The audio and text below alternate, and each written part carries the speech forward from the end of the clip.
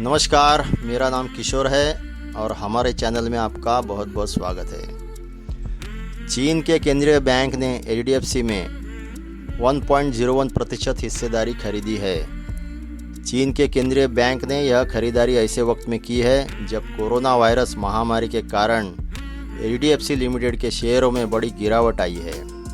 Corona virus प्रकोप के बाद कमज़ोर सेंटीमेंट की वजह से मार्च तिमाही में एचडीएफसी के शेयरों में 32% की गिरावट आई थी। सोमवार को कारोबार बंद होने तक एचडीएफसी लिमिटेड के शेयर करीब 1728 रुपये पर बंद हुए।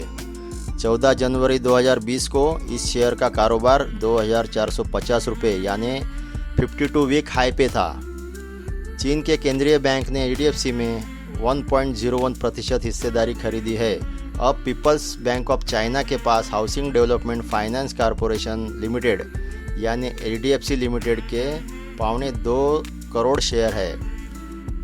इससे पहले एचडीएफसी में मार्च 2019 तक पीपल्स बैंक ऑफ चाइना की 0.8% हिस्सेदारी थी। इस एक साल में चीनी बैंक की एचडीएफसी में हिस्सेदारी सिर्फ 0.21% बढ़ी है, यानी अब टोटल एचडीएफसी में चीनी केंद्रीय बैंक की हिस्सेदारी 1.01% रहेगी। इस खबर के आते ही रविवार को सोशल मीडिया पर खूब हंगामा हुआ। तब राहुल गांधी ने ट्वीट किया कि बड़े पैमाने पर आर्थिक मंदी से कॉरपोरेट कंपनियां काफ़ी कमज़ोर हुई है, इसी वजह से टेक ओवर के लिए निशाना बन रही है।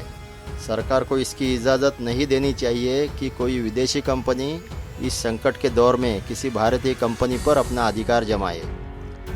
ज़्यादातर लोगों को भ्रम रहा कि चीनी बैंक ने एचडीएफसी बैंक की हिस्सेदारी खरीदी है, इसलिए इस मामले में सोशल मीडिया पर जताई जा रही चिंता बेवजह और जानकारी के अभाव में है। कई लोगों ने कहा कि हम बैंक से पूरा पैसा निकाल लेंगे। कई लोगों ने कहा कि चाइना एचडीएफसी बैंक को टेक ओवर करेगा तो हमारा पैसा डूब जाएगा। हाँ, सबसे पहले तो ये जान लो, पीपल्स बैंक ऑफ चाइना ने एचडीएफसी लिमिटेड के शेयर खरीदे हैं, न कि एचडीएफसी बैंक के।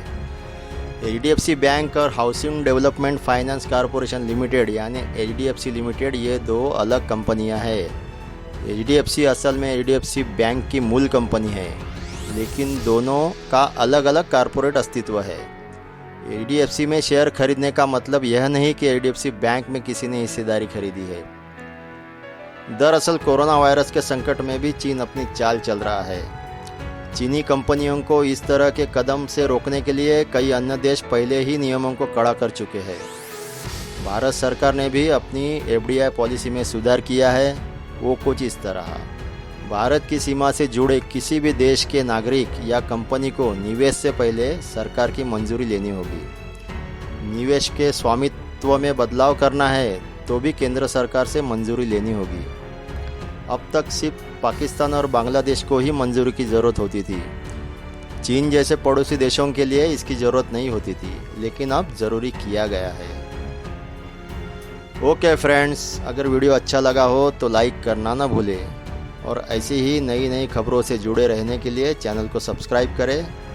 बहुत बहुत धन्यवाद।